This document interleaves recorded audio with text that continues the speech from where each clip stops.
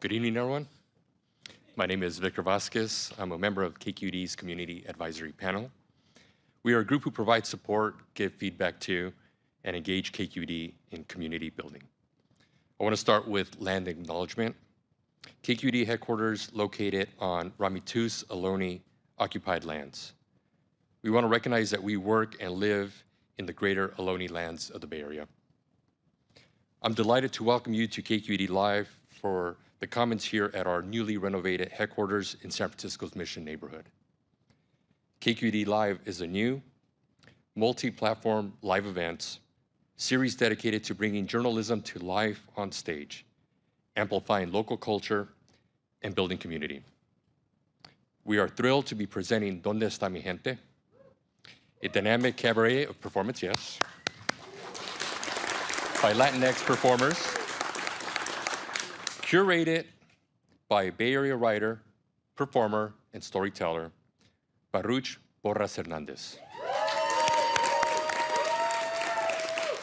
Originally created in 2014 with the help of a grant from Galeria de la Raza, this series holds space for spoken word, music, and comedy by Latinx artists, who he saw less and less of performing in San Francisco. Since then, he has showcased over 60 Latinx performers.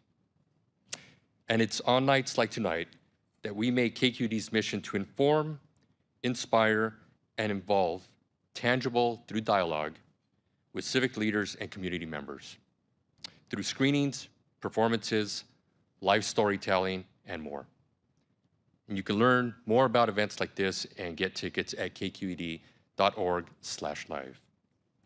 We want to thank the seasoned sponsors that make KQED Live possible: Asian Art Museum, Berkeley Rep, Comcast Business, Oakland International Airport.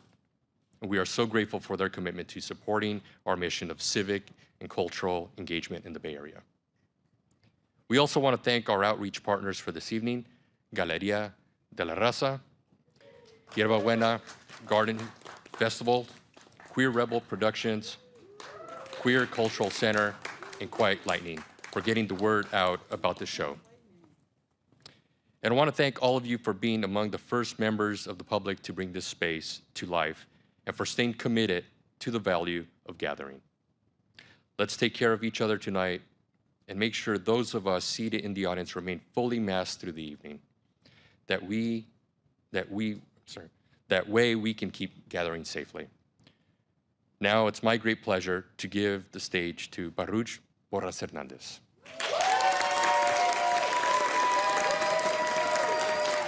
Thank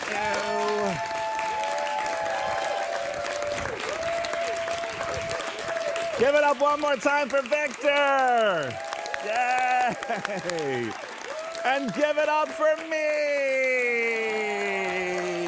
Yay!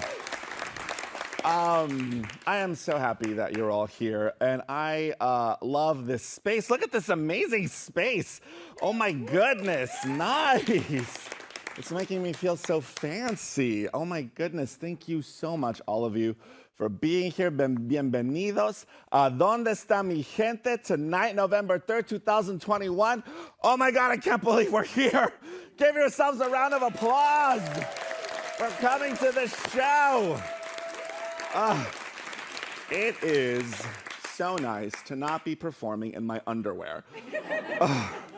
Don't worry, I'm wearing underwear, but this isn't a Zoom show. I mean, it is. Hello to everyone at home who is watching in the safety of your homes. Thank you for tuning in, but I am so excited that you're all here in person and that I'm on an actual stage, not wearing sweatpants in my room, terrified for my life.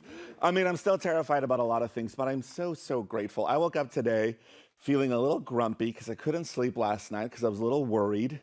You know, sometimes that just happens as an organizer, an artist, human who reads the news. And so I woke up and I was like, why am I so cranky? I live in one of the most beautiful cities in the world, full of amazing artists and queer people, and I am just so lucky to be able to do what I do. So I want to thank all of you from the bottom of my heart because, when you start out as an artist, I didn't think I was going to keep doing this for this long. When I started Dónde Esta Mi Gente in 2014, I kind of was like, you know what? I'll just do the literary festival, and then after that, I'll be done. Maybe I'll do it again, maybe I won't. And I never thought that I'd still be doing shows like these with incredible artists in 2021. So, but I wouldn't be able to do it alone. And I remember walking in to Galeria de la Raza and having my life changed. Up to that moment, I'd been, in plays, when the theater world can be very white, and I'd been in like slam poetry, which also can be a little white. Well, back then it was. And I walked into Galeria de la Raza during a lunada and was blown away. It changed my life to see other performers like me doing the thing and like rocking it out. And so I just was like, how can I keep this going? And I remember I would walk into a space and that was the first thing I would think, ¿Dónde está mi gente? I would look for the Latinos, the Latinx people. I would be like, ¿Dónde está mi gente? I want to see someone here that looks like me or comes from my background. And I would find sometimes the one Mexican across the room and make eye contact and figure out a way to say hi. And I realized until I walked into Galeria de la Raza, I'd been doing all these shows where I was the only Mexican in the lineup or the only queer person in the lineup. And so when I talked to Ani Rivera, everybody please help me, like, round of applause for Ani Rivera. I was like, I think I want to start like a Latinx like literary showcase. I don't know if and she was like, yes, and we're gonna help you write that grant. She just right away was like, let's do this. And then we got the grant, and then we've been doing shows ever since. So I am so grateful to all the folks that have helped Dónde Está Mi Gente along the way and have helped me along the way. So I just wanted to get all that out of the way. I am bursting with gratitude. I mean, look at this. I wear my special coat because I'm so happy. I didn't make it myself. It was supposed to be my Halloween costume. I was supposed to be Bear Harley Quinn from Batman. And so I bought it and I was ready. I was so happy to wear it. And then the pandemic happened. So I was like, oh, well, and so I added some ribbons to it, and I've just been performing in it ever since, and doing the thing. So I'm super grateful to everyone that has helped Dónde Está Mi Gente, especially KQED. Please, just one more round of applause for KQED, because they're just so supportive and amazing, and they kind of, they pamper me. They treat me like a consentido, and I love it. But enough about me. I wish I was in the audience with y'all. The best part about Dónde Está Mi Gente is that I get to just, if I see a performer that I love, when like you see a movie and you're like, I gotta tell all my friends. That's how I am with Dónde Está Mi Gente. If I see a performer that I love, I'm just like, I can't wait to put them in Dónde Está Mi Gente. And so that's what the show is tonight. All of these artists that I have picked have touched me, have made me laugh, have made me cry. Speaking about crying, I saw this performer at this incredible show that y'all should go to called Voz Sin Tinta at an amazing bookstore in the Mission, I think formerly known as Alley Cat Books. I think they have a new name now. It was bought by community poetas in the Bay Area. And she made me cry so much. I walked up afterwards and I hope I didn't scare her because I was this tall, crying Mexican going like, remind me your name. I want to do shows with you.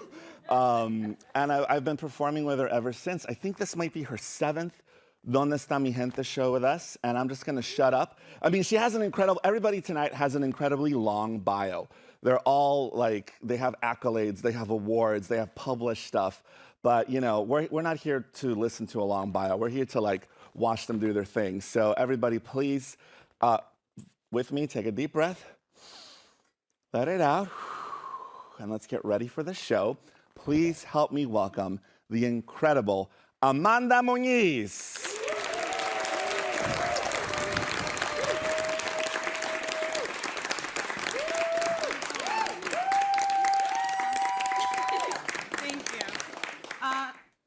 Okay? I'll just get onto it. This is from my grandpa, mi abuelito Jose. Black butterflies. La abuela did not allow black butterflies in the house. She smashed them with the same stick she mopped the floors, dyeing the walls with the black dust of their tiny scales, the black pigment of their pattern tinting the walls into Rorschach ink blots. Black butterflies were a bad omen. No, no mariposas, polillas. La abuela would grab any old rag and wipe the wall, but the blood never truly disappeared. She would wash her hands and the rag clean. El polvo de sus alas te vuelve ciego. ¿Ciego a qué? In a mythology not our own, black dogs were shunned at night, the reflective lining of their retina making them messengers of death. ¿Cómo cruza un mito el océano? How does a myth cross an ocean? Maybe in the same way a body does. Unwilling, shackled by ignorance. What difference does it make? This isn't Noah's Ark, as its contents will be treated less than animals. A small myth among the bodies of God's creation. Black dogs are death, the myth whispers. We've been conditioned to fear moonless nights, become afraid to face all that could be, or was, or is. Why does staring into blackness scare you? Is your skin too closely related to the tint of a moth's wing? Was death not a welcome face among our people? Is a sholo not a healer, a guide, a god? Could it be that the sins of our ancestors are too heavy a burden to talk about? Victims can turn into perpetrators in the process of healing, in the process of reclaiming space, in the process of making space. Did we forget that space is infinite? No, not forgotten, conditioned disbelief. What do black butterflies, black dogs, and moonless nights have in common? Thank you.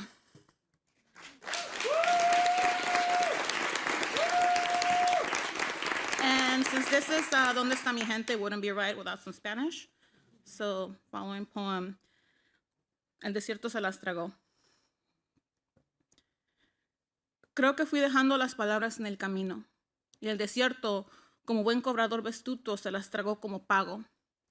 Ahora, entre los cuerpos de los que se perdieron o fueron abandonados, las palabras se refunden en el estómago del desierto, como los demás esperando a ser halladas. En la escuela decían que cuando escribes una palabra y se te olvida una letra, te comiste esa letra. Siento que desde hace mucho, como el desierto, me he estado comiendo palabras completas. ¿Qué pasa cuando uno se traga una palabra? Por momentos, como huesos se atoran en la garganta, se entierran en el esófago, haciéndolas imposibles de regurgitar o digerir.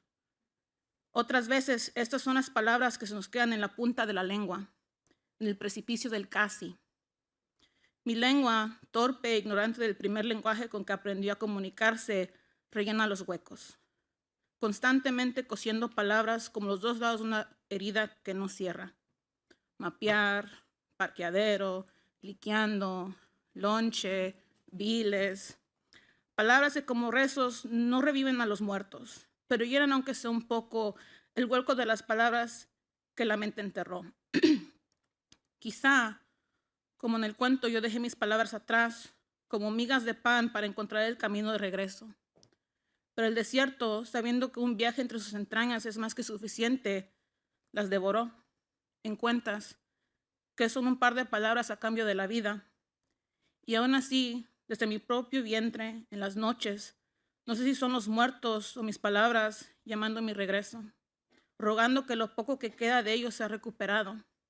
Acentos, costilla, modismos, clavícula, adjetivo, cráneo, conjunción, columna.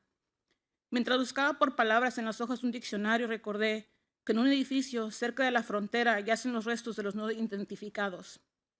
Y me pregunto si, como yo y mi diccionario, alguien ojea la información de los restos buscando por lo que fue perdido.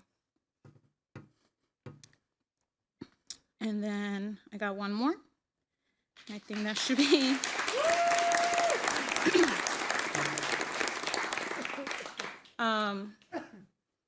I just want to say thank you to my friends and my therapist and and you know, always grow towards the sun. Phototropism. I've learned to seal my wounds, callous tissue compartmentalizing the injury, but some scars stay numb until they develop nerves, branches slowly growing until the body becomes a tree trunk. Some wounds leave underlying conditions, affecting bones and joints. What if the pain is in the soil, roots, and all things inherited? Generations of people grew up thinking they were trees, unaware they belonged to a forest of people conditioned to pain. Some of our branches are grafted scars our parents acquired from their parents, recurring imprints, ancient inheritance. It's a sparkle in our eyes at remnants of our predecessors' tears. Will they too one day flow in the bloodstream of our children? Will the scars we neglect to feel sprout in the bodies of our descendants? Internal damage can develop scar tissue that takes the place of healthy tissue. How does one differentiate from the bad and the good when all of it's compiled into the same being? How do we hack away the ugly when the beauty of growth is balanced on the same system? I have been part of a forest of people who have contributed to the trauma in my life, but have also supplied it with the fertility of perseverance. Learning to grow from pain is a skill acquired through experience. I think I have a bit more time, so I can sneak one more in.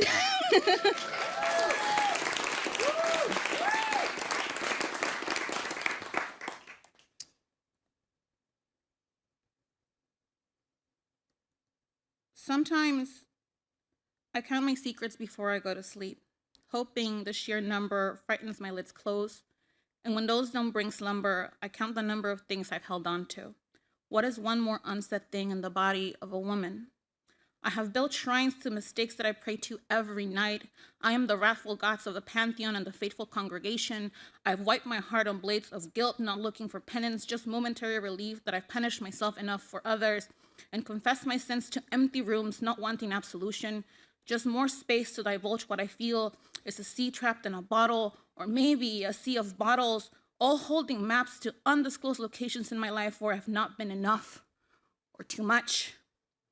What is one more unsaid thing in the body of a woman? If we are made of secrets, are we made of anything at all? What is one more unsaid thing in the body of a woman? If we hold on to everything, are we then not made of regret? What is one more unsaid thing in the body of a woman? How is our silence more infinite than that of the night? Trying to fill these nocturnal cracks, I mutter affirmations into darkness. I've succeeded in building entombments of words that I hope in the morning will rise as mellified answers to the why, but at night are merely more unsaid things in the body of a woman. Thank you.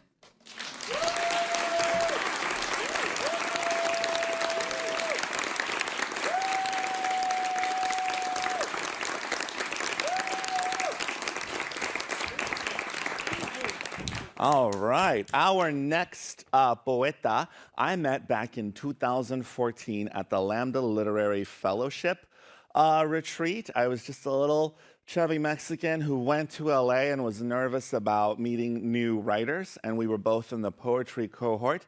And right away I was like, oh, we're friends. Like, they were the most friendly person there, and then also happened to be very talented, and also happened to be very like attractive and always looks good. So I'm always like, ugh. And even tonight I was like, this is my show. You can't outstage me looking like that with those boots. Just wait till they come out. Their book is titled, and it's brand new book titled Like Sugar. All of you, please buy their book. Please welcome the very talented. They've won a ton of awards. They've done fellowships. I'm just so happy they're here. Please help me welcome Roberto F. Santiago. Looking gorgeous in those boots.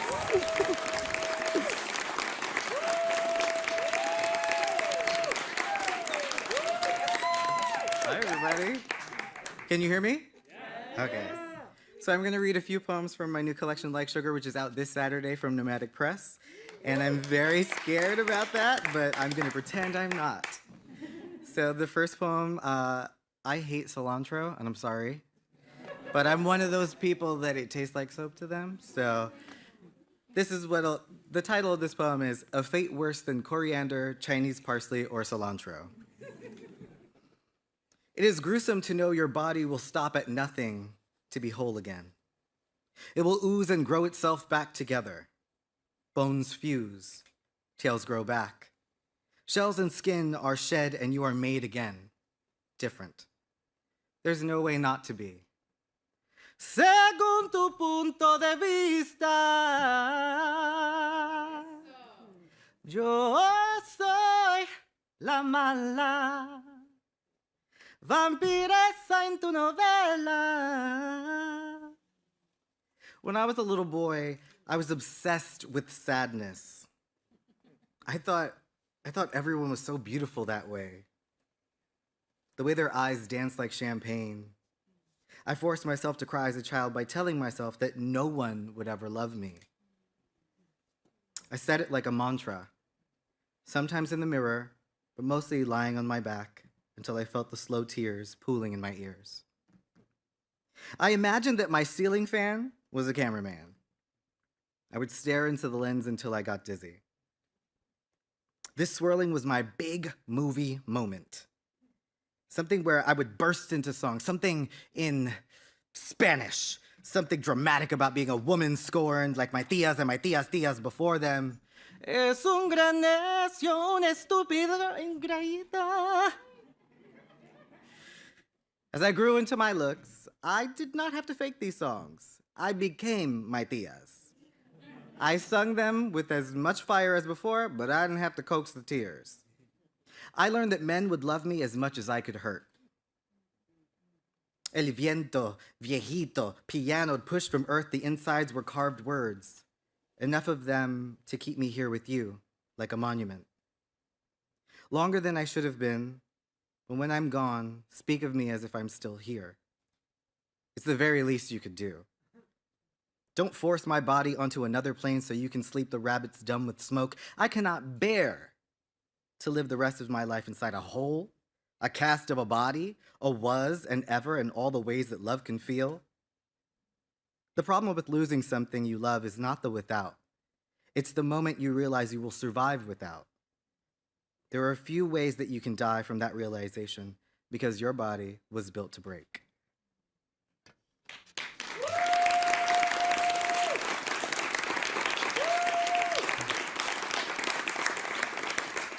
This one is titled Understudy, and I'm not gonna explain it, even though I want to. Not enough time. Understudy. After another sangria, I finally said it. With someone. Across from me sat M, his face checkered with stars, but not stars, tea lights. He never told me he was with me, perhaps out of respect for my relationship, perhaps because he was waiting for me to say something. With is a funny word when it follows I'm in love. You only want it to follow one thing, you. M grabbed my hand. This was not a vigil, until it was.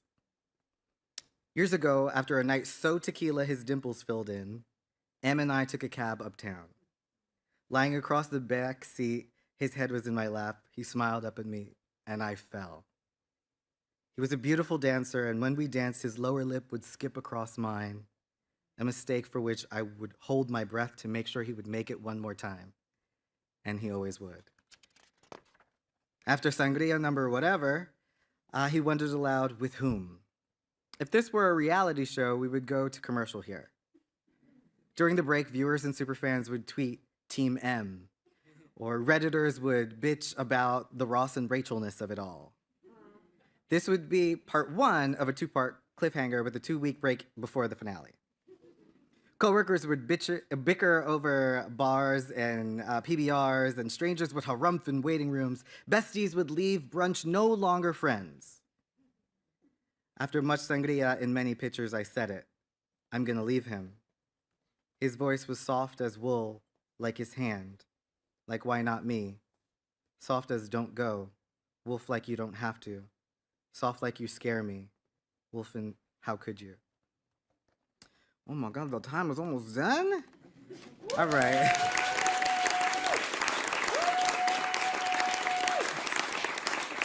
So I'm gonna try to sneak 2 in, but it might just be 1. So this one is titled Self-Portrait as a Boy in Nail Polish. That boy sweet! Sweet like sugar should be. Like a mango gets. Sweet so sweet it gets caught between your teeth. Orange honey blossom syrupy as agave is sweet. Sweet enough to sugar the red out of some Kool-Aid. That boy got more than a little sugar in his tank. Sweet as flowers bloom in morning dew, and the beauty seems to say, It's a pleasure when you treasure all that's new and true. And that boy Kanye stabbed through a mojito, begging to lay in teeth. That boy folded hands and crossed legs. Don't start none, won't be none. Sugar pie, honey bunch. Sweeter than rainbow sprinkled buttercream. Sweeter than water ice or piraguas in July. That boy sweeter than a mug of hot cocoa and cinnamon, of marshmallow fluff horchata, of sweet tea on ice, velvet amaretto granita, sweet as lavender cat madeleines. That boy is Nutella, whispered on a street corner in gay Paris. Maraschino cherries soaked in Pepsi, and candied raspberries after hotboxing up the coast. Burn your throat, he's so sweet. Well, I think I could still fit one more in. This one is titled You Therefore, and this is after Reginald Shepard. If you don't know the author Reginald Shepard, hopefully you will look into them and maybe hit me send me a DM. Anyway, You Therefore. When I try to remember myself before there was you, I stand between orbits of memory too distant to reach. And in the time it took to surrender, I have never been more free. It's in the seconds that burn away, raising me up just enough to pull you down into and onto my loss of breath. I belong wherever you are, and hope and dream.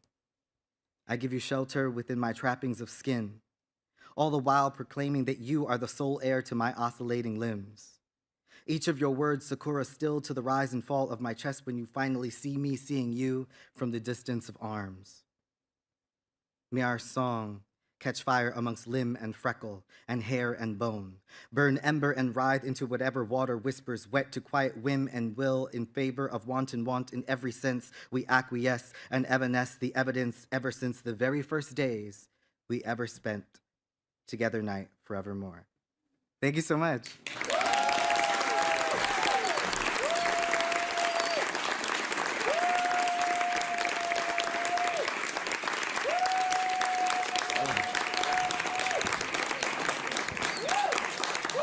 What did I tell you, right? Those boots? I mean, the poetry was good too, but those boots, oh my goodness.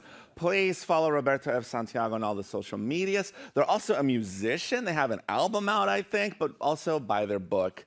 I also want to take a quick little moment to have y'all give yourselves a big round of applause, please. Please, because there was a moment when things were really scary. The pandemic is still going on, but there was a moment that it was like, oh, as an artist, I was like, am I ever going to get to perform again? Am I ever going to get to be in a room with people who love poetry as much as I do again? And then it looks like almost 2 years, but we're here, and I'm super grateful. And I'm also thank you for everyone wearing your masks and putting your lives in danger for poetry. So please give yourselves a round of applause for supporting poetry. We're so grateful to live in a Bay Area where stuff like this is supported. And yes, this is a different coat that I put on. Joanne told me that I could not have Go-Go Boy, so I said, fine, I will have a lot of wardrobe changes. Speaking of which,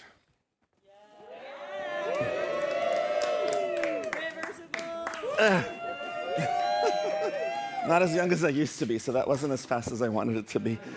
Anywho, I love my new coat. It reminds me of the colors of a donut. And because of the pandemic, I can't hand out donuts tonight. I was like, so many rules. But yes, our next performer, during the scarier part of the pandemic, I was invited to perform in Kerouac Alley. And at the time, we were doing Dónde Esta Mi Gente shows on Zoom, virtually. So my co-curator, Reina de Leon, was helping me curate the show and helping me reach out to artists. So she booked half there was several shows that she booked all of them. And sometimes I would just be like, I trust you, cool, let's do the show. And so I went to Kerouac Alley in North Beach and we performed, and it's before the vaccine came out. So it was very hard as an artist to bring the energy up because everybody was wearing their masks. Everybody was staying literally more than 6 feet away. Some people weren't. You know those people that during the pandemic, they would just walk right up to you and then I would be like, And then they would be like, and I would be like, what the hell is wrong with you? You know, like, what's going on? But it was like a weird, sad, somber poetry show. And even I made the mistake of asking the audience. I was like, do y'all want something funny or something sad? And they were like, funny, please. And so I started doing funny poetry, and none of the jokes were landing because they were all still too sad. They were like, I could see in their eyes, everybody was like, so much death, like disease. Like, so like nobody wanted to hear, you know, my sexy poetry jokes. And then the headliner performed and was so fantastic. Everyone started like dancing a little. You could see it in their eyes, they were perking up. And I was like, I don't know who they are, but I'm booking them as soon as the show's over. I'm gonna book them. And then I went over to Josiah Luis, who was the curator and host. I was like, who is that person? I'm gonna book them. And they were like, oh, that's Dizzy Jenkins. And I was like, oh, I've already booked them. They're in my show like a month from now. So I felt very good. I was like, oh, good, thank you, universe. And so we did the show, and I fell in love with her, and I'm so happy that she's here to perform with us tonight. Everybody, please help me welcome the incredible Dizzy Jenkins.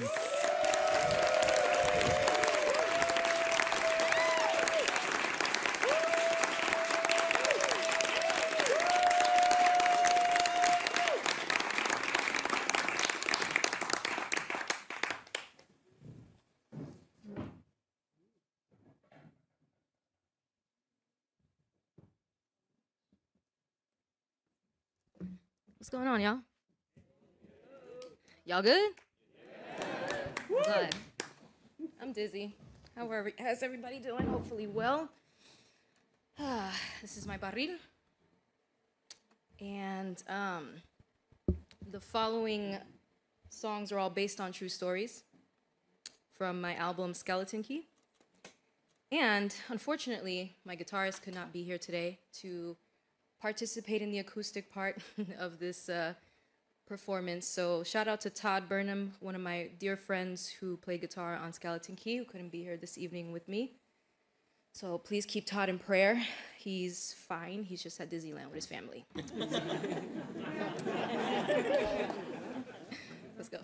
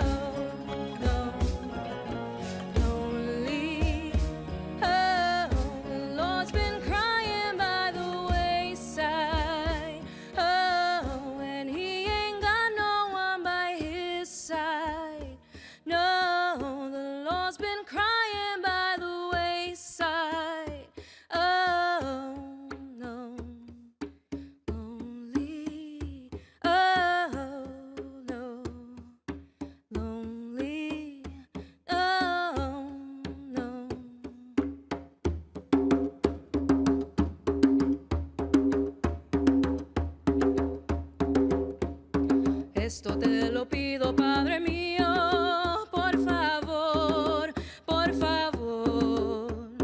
siguen adelante, hermanos míos, por favor,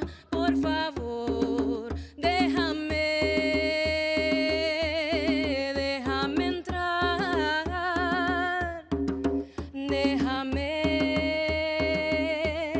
déjame entrar.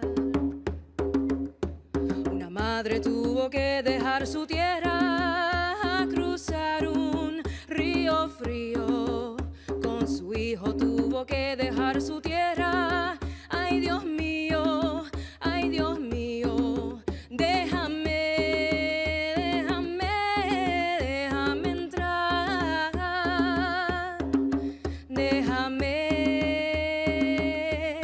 déjame entrar. Esto te lo pido, Padre mío, por favor. adelante, Padre mío, por favor, por favor, déjame entrar, déjame entrar, déjame entrar,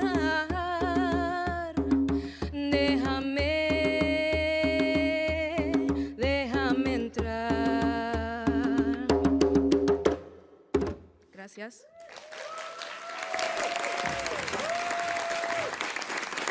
I'm pretty sure everyone in the audience has been asked, what kind of music do you like, right? Everybody's gotten that question once or twice, right?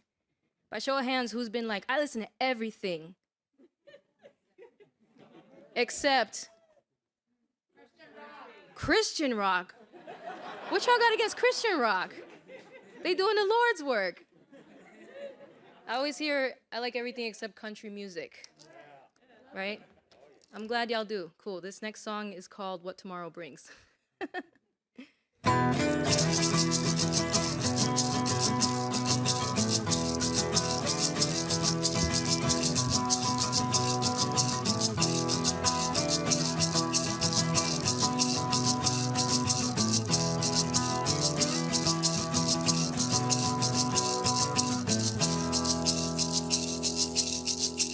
I've been sitting in my sorrows, on my aching back.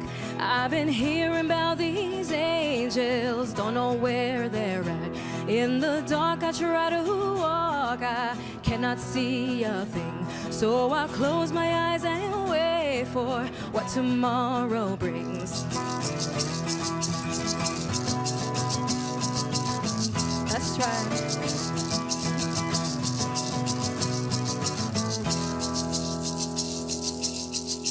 Here upon a bleeding earth, the devil's on the loose. We've been crying about our oceans, the hellions and Zeus. I've been carrying her sorrows on my aching back. I've been hearing about these angels, don't know where they're at.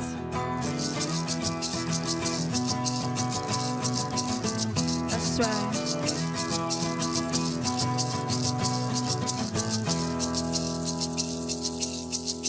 Lord, I must forgive my mama, she don't know my pain. When I heal, then all my brothers, they will feel the same.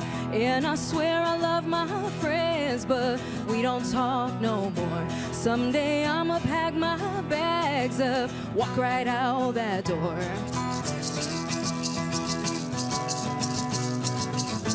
That's right.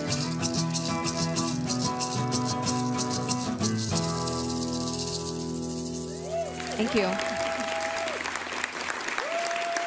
Had a rough breakup earlier this year. I decided it was time to end my relationship with resilience because I'm tired. Tired of being strong. So from here on out, everybody, I'm mush.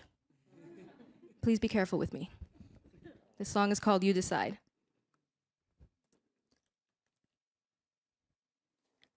Some days I feel so overwhelmed. Some days I'm barely out of bed. And other days I float above the clouds. But other days I'm all up in my head. Funny how it's so inconsistent. Never know what the day will bring. All I know is I do my best, and none of us are okay, it seems. But if I wrote this song today,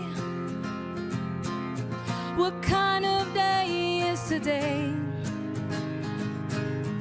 Said if I wrote this song today, tell me what kind of day is today? You decide. And some days I feel like a beautiful girl, and other days I'm who I wanna be. But other days I don't know who I am, and other days I'm aching to be free. And funny how it's so inconsistent. Never know what the day will bring. All I know is I do my best, and none of us are okay, it seems. And if I wrote this song today, what kind of day is today? Tell me, if I wrote this song today, then what kind of day is today? Well, everyone's got their good suggestions, telling me what I'm doing wrong. All I know is I do my best, and maybe I just need one more song. So if I wrote this song today, what kind of day is today? All I know is I'm alive. If I wrote this song today, and tell me what kind of day is today? Said if I wrote this song today, what kind of day is today? All I know is that you decide. If I wrote this song today, and tell me what kind of day is today, I decide. Thank you. Not bad for a song that came to me while I was crying in the shower one day. Thank you. So again, this is off the album Skeleton Key. If you feel so inclined, go to my Bandcamp, Dizzy Jenkins. Go throw me a couple coins for it. I have one more for y'all, if that's okay. I would like to dedicate this next song called Land of the Have-Nots to my sister Delilah, aka Stormy, who just passed away in July. My sister struggled with substance abuse and mental health issues. And in the streets of Wichita, Kansas, she referred to everybody in the same situation as the subculture. I happened to write this song while I was on the 72 bus at night going through Oakland one day and seeing, you know, just folks in the street, girls on the corner, things like that. I just want to say, as the world gets crazier, we're relying on each other for more humanity. Even if that person is not related to you, even if it's not something that you personally can relate to, have some compassion, have some humanity. So I would like to just keep my sister Delilah en mente, presente con mi gente aquí. Vámonos.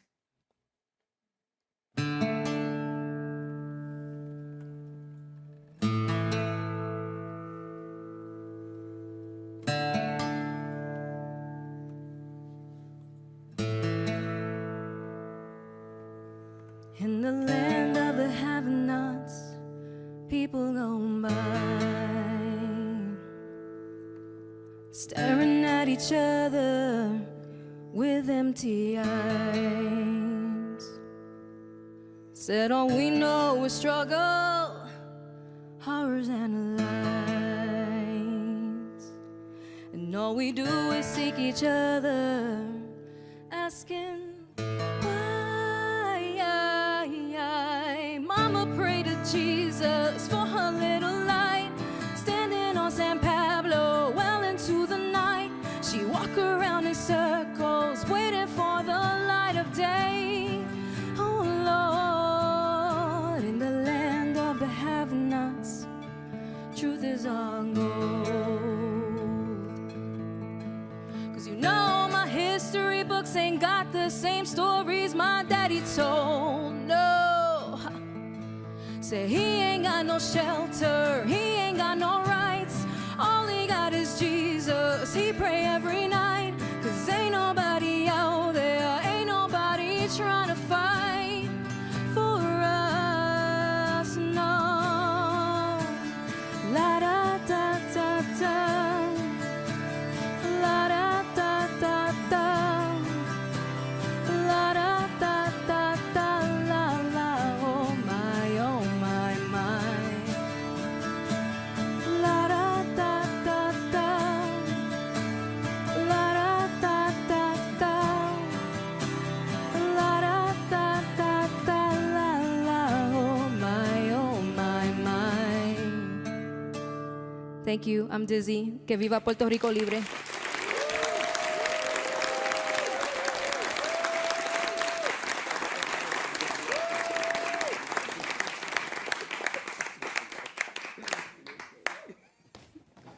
Let's give it up one more time for Dizzy Jenkins. Because, oh my God. Oh my goodness. All right. Thank you so much.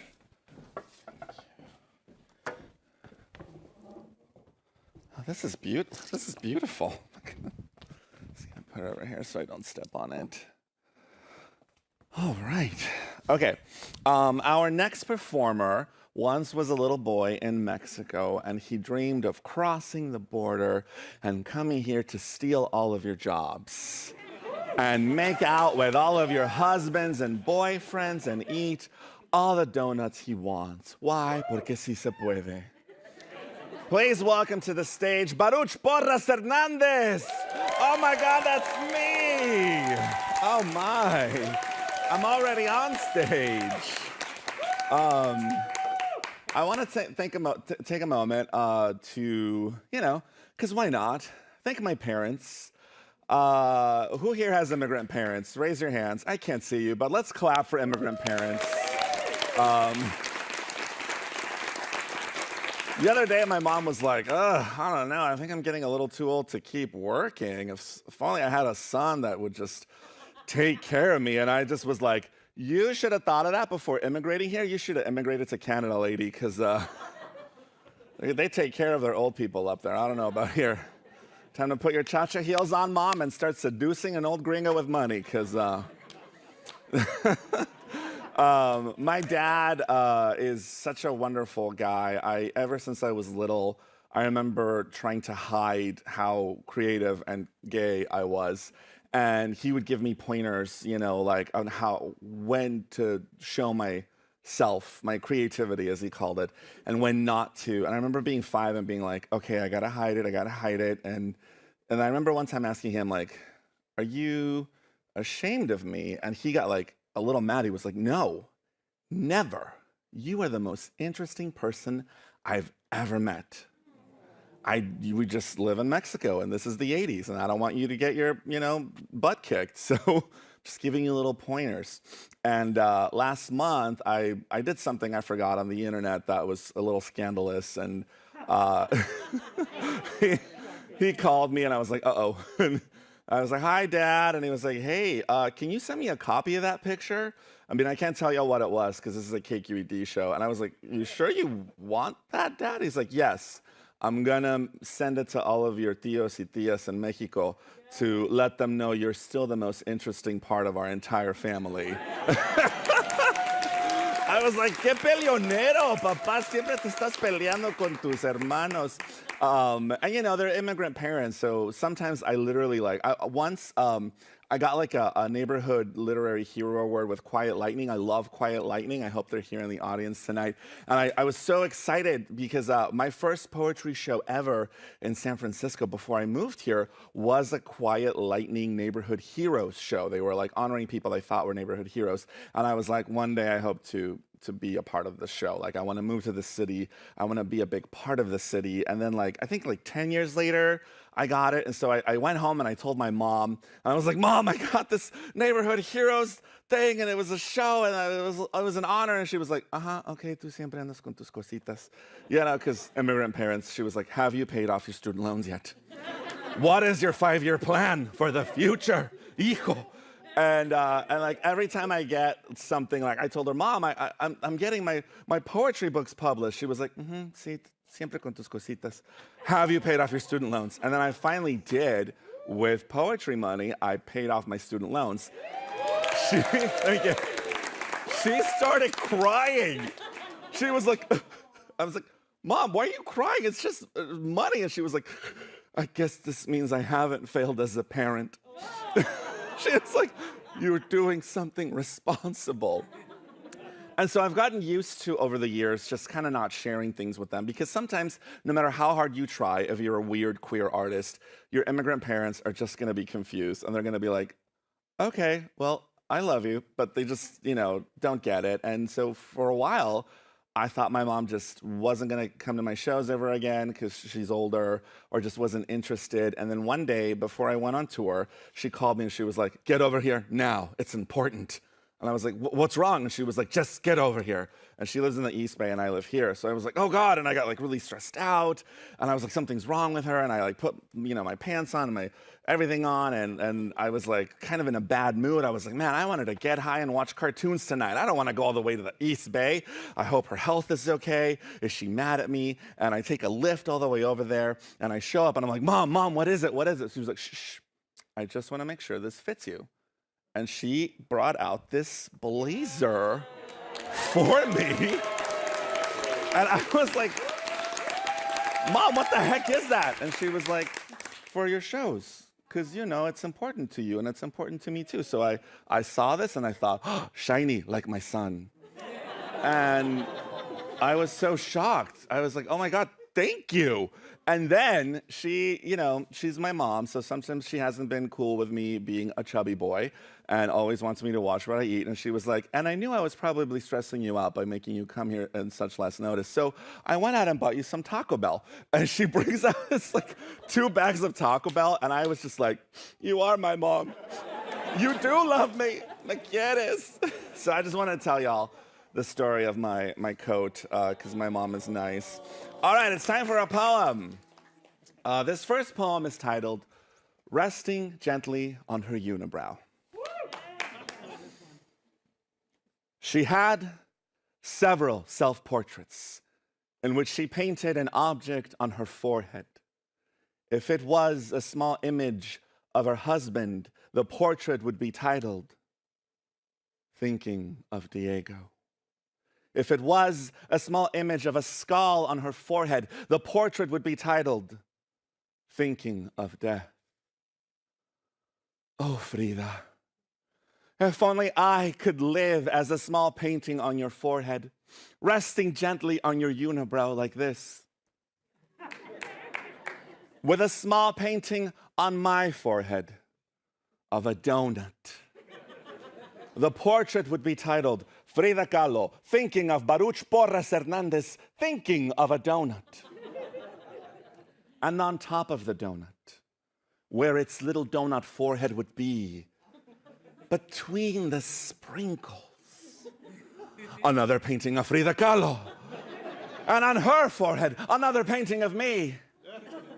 And on my forehead, yet another painting of a donut. And so on, and so on, and forever, and forever, and forever, and forever, and forever, and forever. The end.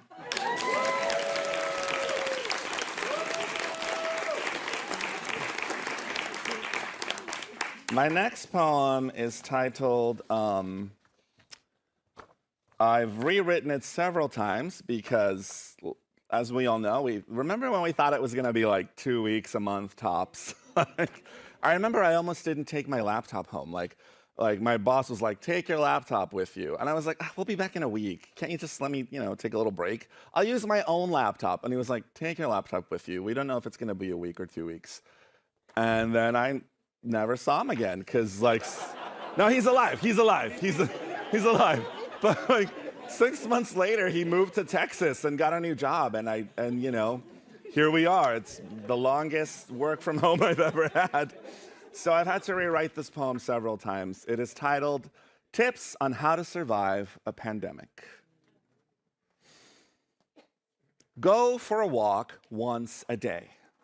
Try to be around trees. Try not to think about ghosts. Don't do it. Don't think about ghosts. Don't think about the over 600,000 new ghosts walking around, wondering what happened. 600,000 new ghost voices asking why.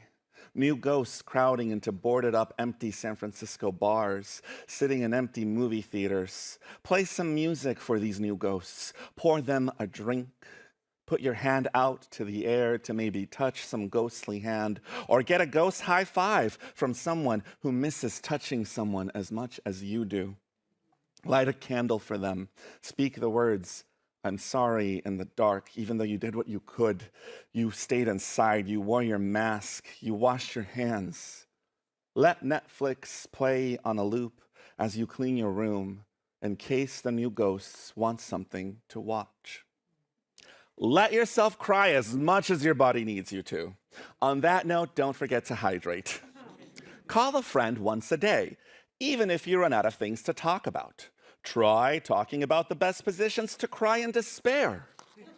Like on the floor, against a wall, in the bathroom, or stick to the classics. Lie down and be depressed on your own actual bed.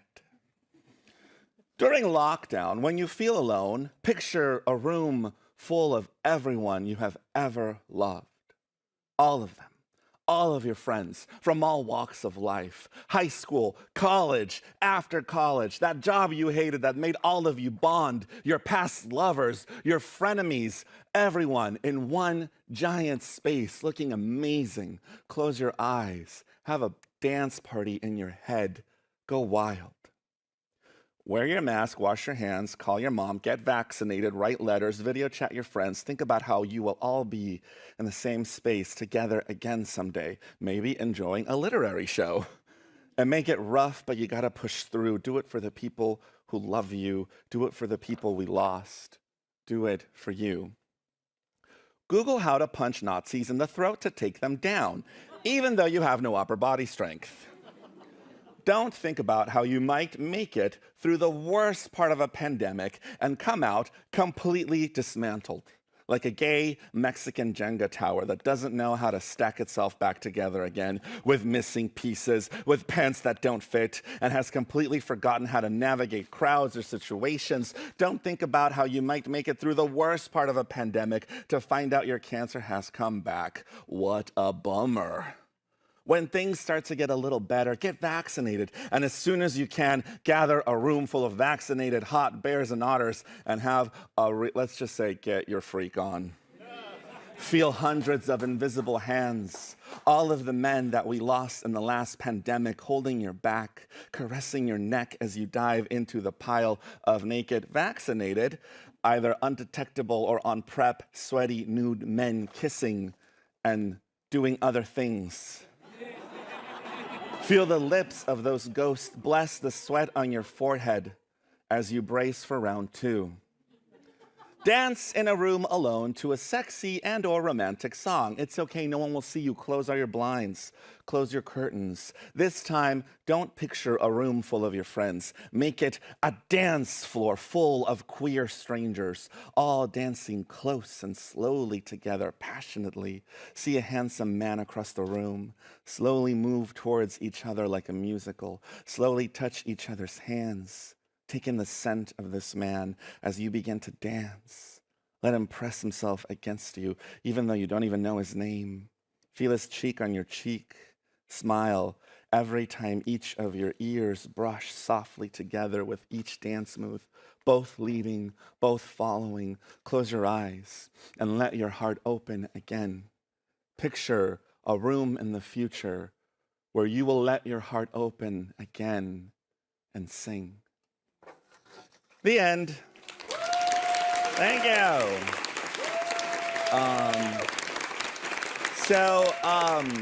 A lot of you know that I'm a writer and a poet and a performer, but I also do stand-up comedy. Please go to my next comedy show. Please follow me on social media. I don't have any followers.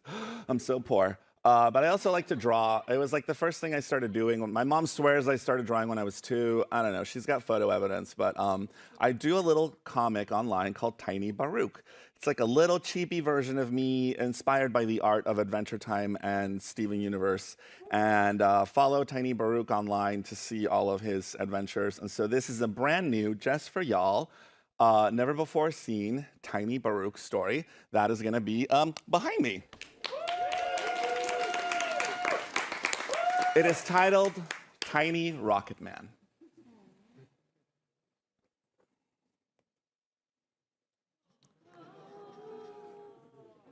Now that the pandemic is winding down, everyone seems to be talking about the future, and I can't really picture mine. My future is not something I can visualize right now. All I seem to be able to see is nothing. Aside from stress, money, and drama, being an artist mostly brings you joy, a joy I've always been able to grasp with my own 2 chubby hands, a joy that makes me feel real. For a while now, my hands have felt empty. Lately, I've been looking for a sign. When my parents got divorced, well, when my mother finally left my father, our world was ripped apart. We fled from the house one day. We drove around. There was nowhere to go. Right when we got into the car, a storm began to scream across the Bay Area. We drove around forever in the rain. My mother seemed to be driving in circles looking for something. Finally, my mother started to drive to our spot on top of the Berkeley Hills. I was 16. I said, "Mom, there's a storm right now. We're not going to be able to see the view. Why are we driving up there?" "Because God is going to give me a sign," she said. Then, funny enough, when we got to the top of the Berkeley Hills, the storm stopped, the sky cleared, and a giant rainbow appeared out of nowhere across the bay. The universe has always given me a sign in my darkest times. The pandemic was rough, but I kept seeing signs of hope. And then one day they stopped. So I kept waiting patiently. Then I started to look for them, and I had to stop because I just kept finding nothing. Then the pandemic started to get better. Everybody started to find hope, started to go back to work, slowly started to go back to normal. And I still felt hopeless. Like I was underwater at the bottom of a large pool looking up, and the water is nothing but despair. I went back to therapy. That didn't work. I got a second therapist. I was like double fisting therapists. I've been working really hard to change my habits, change my outlook, or at least be grounded enough to see a sign, a symbol of hope that I feel life or the universe has always given me. But I have not found it. And I think I might not for a very long time. I'm trying to be okay with that and be patient, present, and working very hard to try to begin to forgive myself. I've always been kind of an atheist, not really, but a little bit of an atheist. And now I feel silly trying to believe that hope exists for me, even though I cannot see it. A lot of people are happily going back to normal, but a lot of us are still stuck in this weird, isolating place we can't seem to get out of. If you're like me, you're not alone. Please be kind to yourself. Even though you may feel empty, you still have hands to touch your chest and be grateful for the beating of your heart. Be grateful for your breath, for your body. You survived the worst part of a pandemic. Not many people did. I am grateful I am still alive. And even though I don't see it, I'm forcing myself to believe that one day I will look up and see things getting better. So that was Tiny Baruch. Thank you, everybody. If you follow me on social media, or if you just follow #TinyBaruch, you can see all of his adventures. He's just a little version of me. He's really positive. He loves you and he believes in you. I'm okay, you'll make it. But like Tiny Baruch is full of love. He's like the most positive part of myself in a little drawing form. So hopefully one day I can make a little book of Tiny Baruch. But enough about me. Are you ready for your headliner? Yes! I'm so excited. So one of the reasons I started Dónde Esta Mi Gente, I started for several reasons, but one of them was because I get a lot of inspiration from other artists that I look up to, artists that I feel challenge themselves more than I ever could.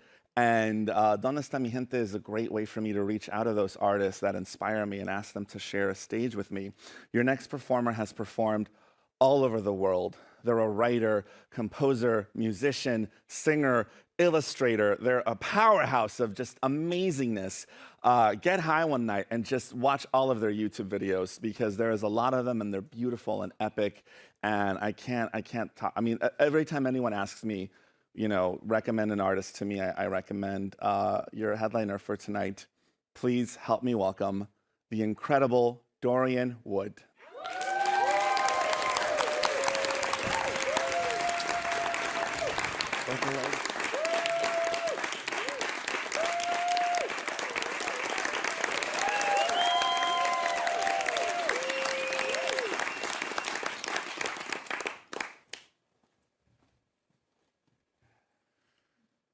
Thank you so much, Baruch, and everyone here tonight for being here, holding this space for all of us and for yourselves. So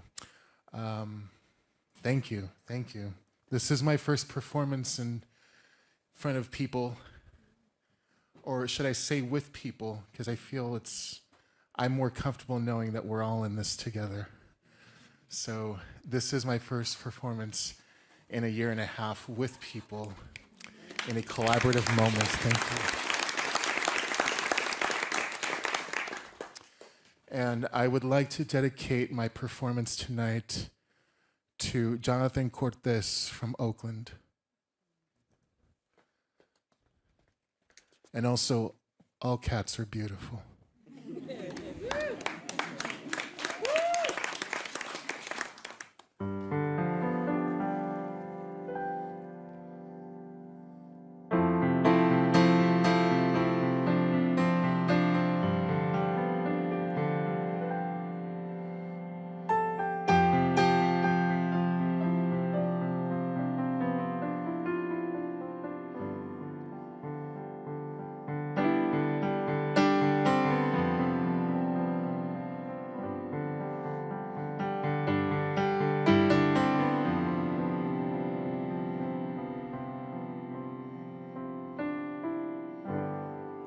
Here for the end,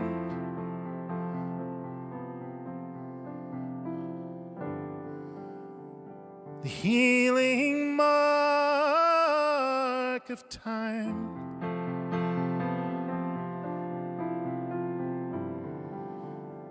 the crashing waves of white indifference.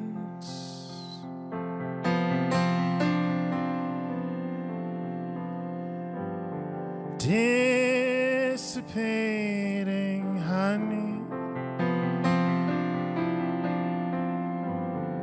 dissipating honey,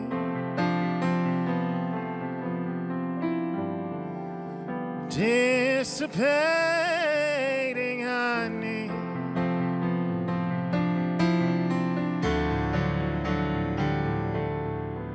Gone and gone.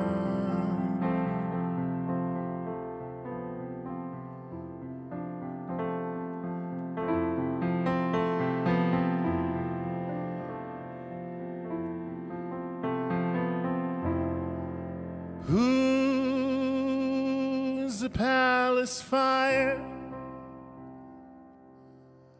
Are you the palace fire?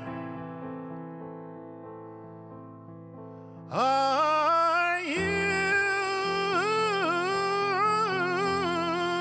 the way?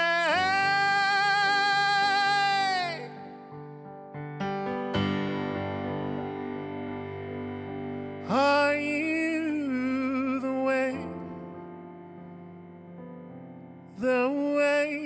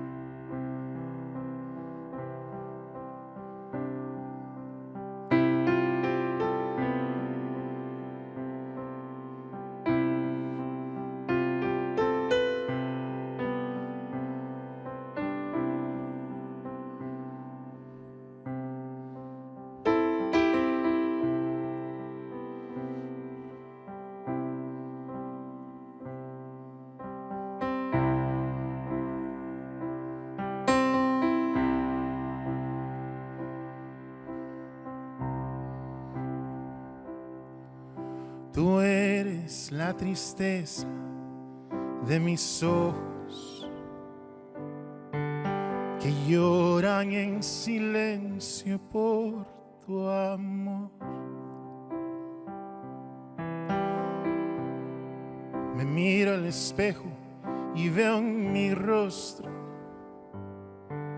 el tiempo que he sufrido por tu adiós. Obligo a que te olvide el pensamiento, pues siempre estoy pensando en el ayer. Prefiero estar dormida que despierta, de tanto que me duele que no estés.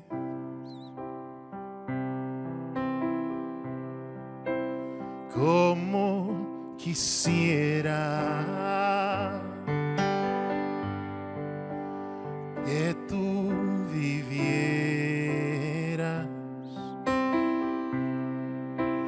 que tus ojitos jamás se hubieran cerrado nunca y estar mirándolos.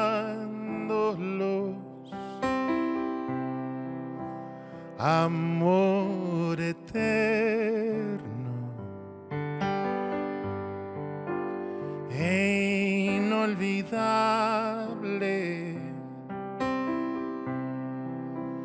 tarde o temprano yo estaré contigo para seguir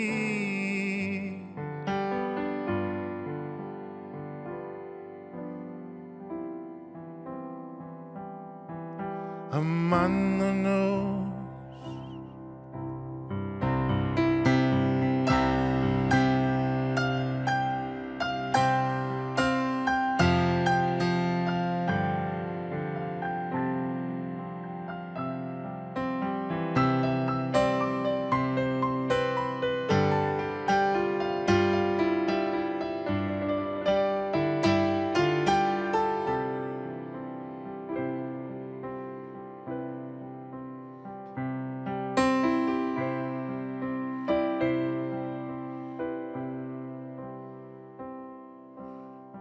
Yo he sufrido tanto por tu ausencia.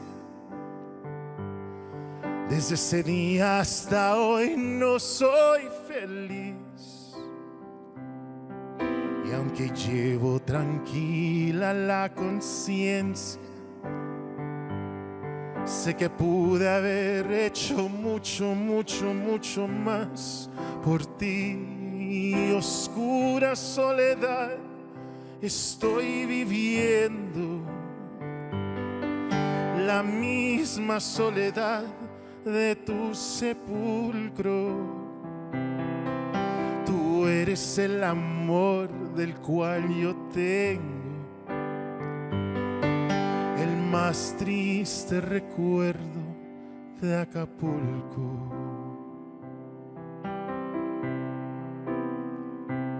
¿Se la saben? Por supuesto, ¿verdad? Pues si se la saben, me acompañan, ¿sí?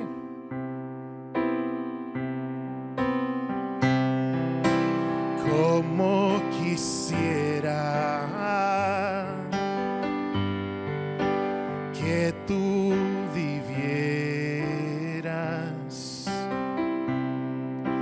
que tus ojitos jamás se hubieran cerrado nunca y estar mirándolos. Amor eterno e inolvidable,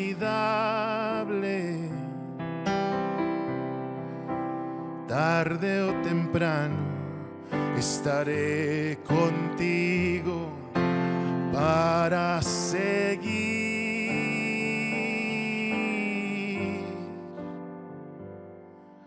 amándonos.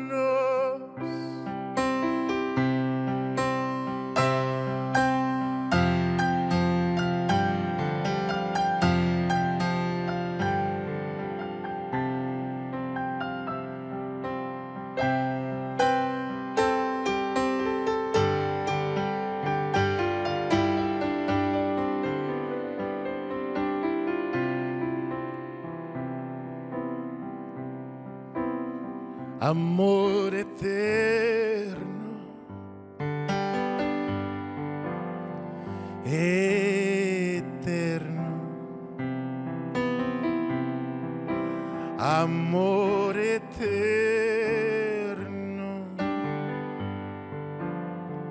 eterno,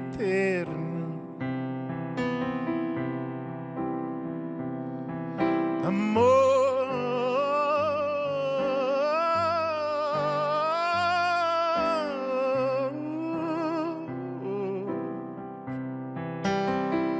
Amor eterno.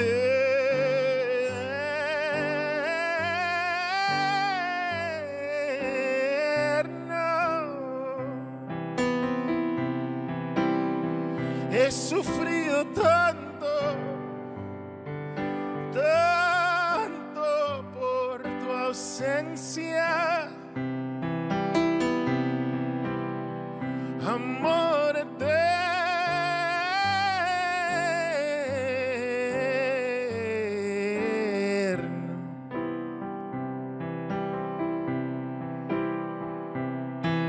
Soledad, eso es todo lo que tengo ahora. Ay, mi soledad, eso es todo lo que tengo ahora. Amor eterno.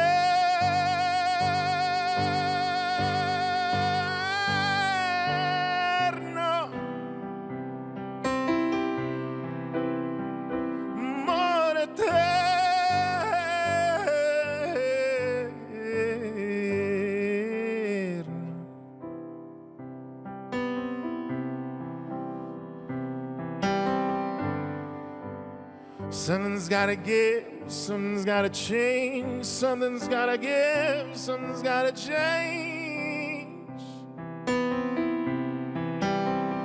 Are you gonna be, are you gonna be, are you gonna be, are you gonna be when that change?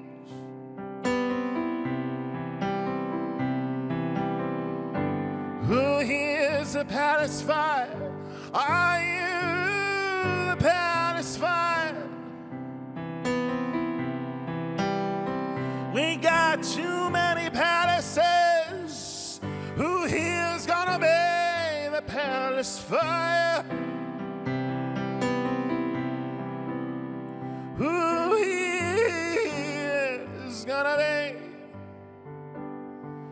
the palace fire?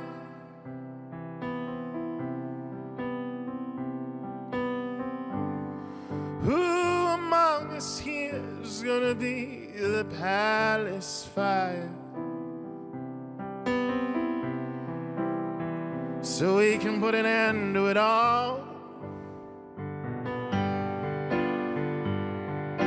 Palaces and all the contract killing they do.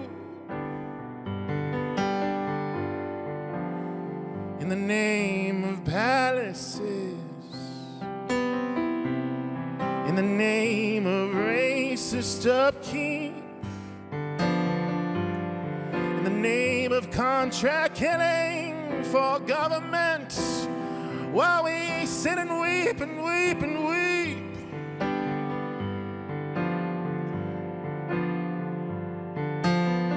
Who is gonna be the palace fire?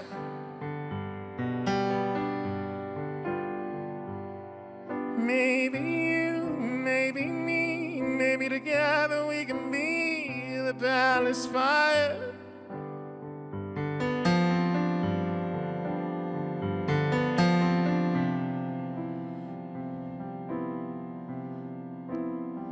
Beyond elections, beyond the hashtags, beyond the turns, we are here to burn the palace down.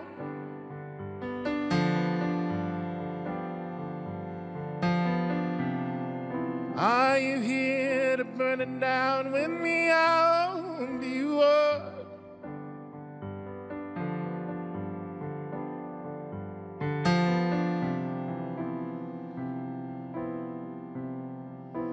amor eterno.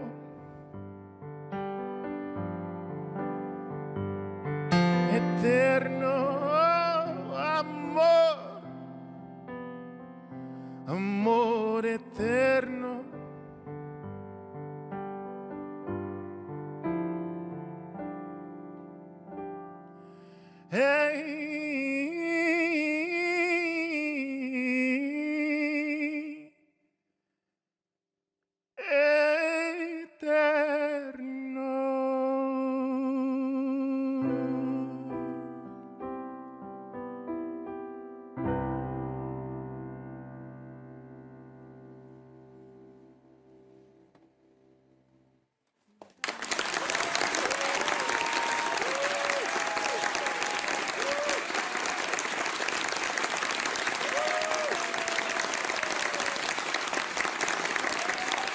Dorian Wood.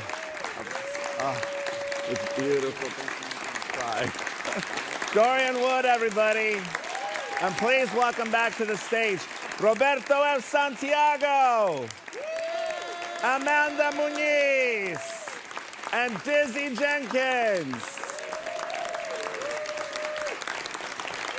Before we end the night, I want everybody to please give a big round of applause to Yoan Martinez, my jefa, my boss, my friend. Nice big round of applause for Yoan, please. Thank you so much for coming. Muchas gracias por venir. Thank you from the bottom of my heart, and have a great night, everyone. Thanks so much for coming. Let's do a little bow. Little bow. 1, 2, 3. One more.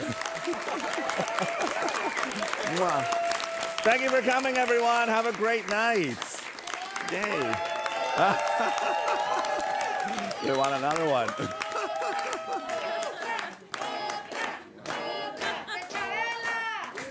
See if can Dorian do another one? Yes! Everybody, Dorian Wood!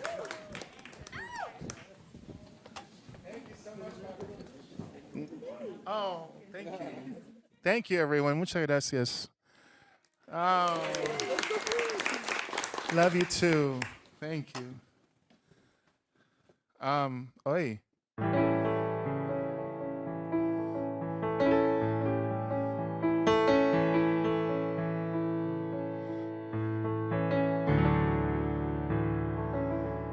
Alguien dijo Chabela, ¿verdad?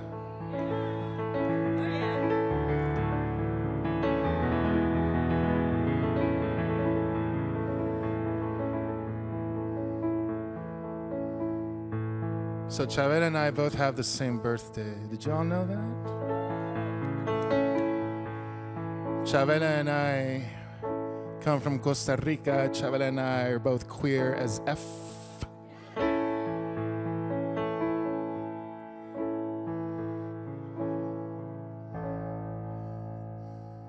Ya me canso de llorar y no amanece.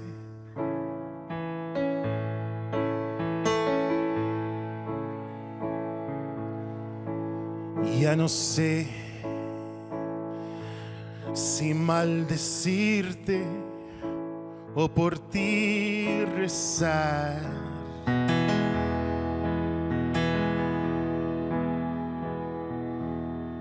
Tengo miedo de buscarte y de encontrarte.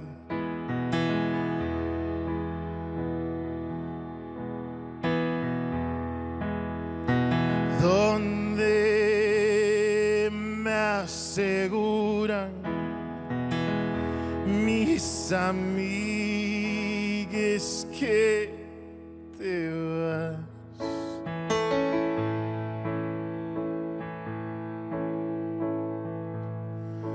Hay momentos en que quisiera mejor rajarme.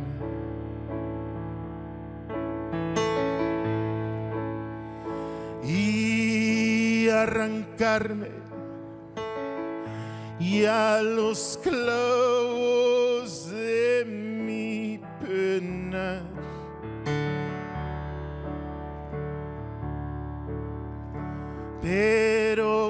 mis ojos se mueren sin mirar tus ojos.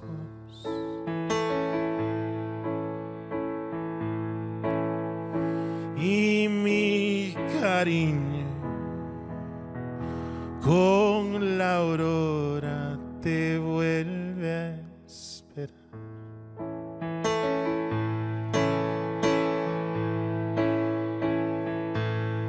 Y agarraste por tu cuenta las parrandas.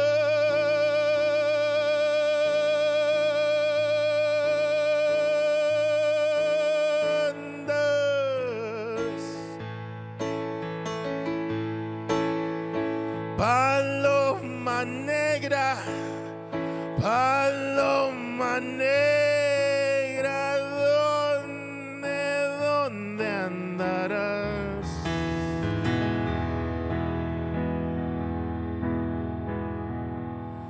Ya no juegues con mi honra parrandera.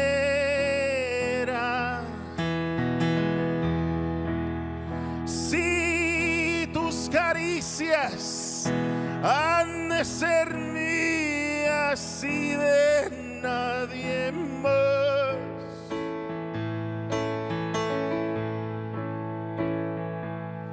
y aunque te amo con locura, ya no vuelvas.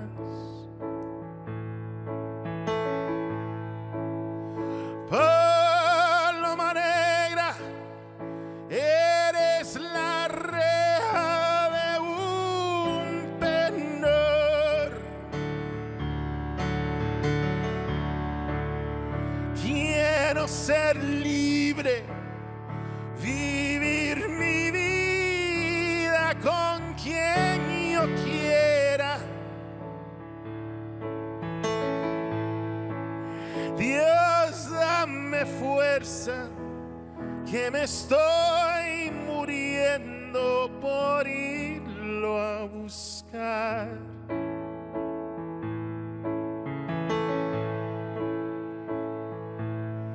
Y agarraste por tu cuenta las parrandas.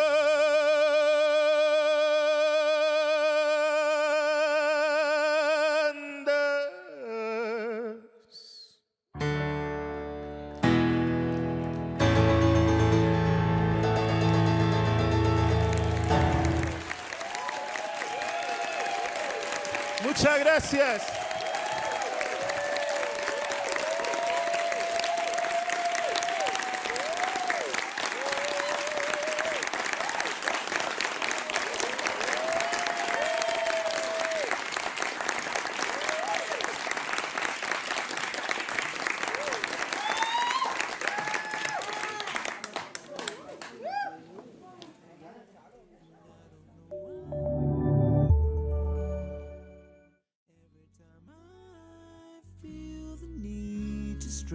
Maybe I guess I don't belong.